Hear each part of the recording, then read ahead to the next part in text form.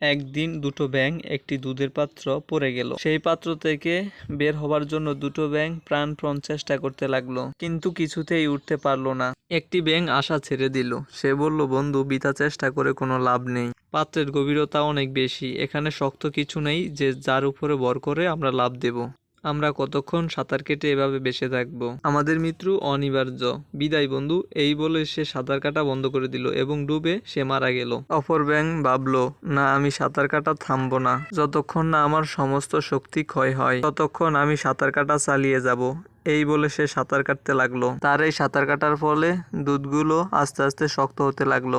আস্তে আস্তে দুধগুলো মাখনে পরিণত হয়ে গেল এবং ব্যাঙ তার উপর ভর করে বাহিরে বেরিয়ে এলো এবং এভাবে তার জীবন বেঁচে গেল। এই থেকে আমরা এটা শিখতে পারলাম, যতক্ষণ না পর্যন্ত আমরা লক্ষ্যে পৌঁছাতে পারি ততক্ষণ পর্যন্ত চেষ্টা চালিয়ে যেতে হবে। এরকম আরো ইন্টারেস্টিং ভিডিও পেতে হলে চ্যানেলটি সাবস্ক্রাইব করে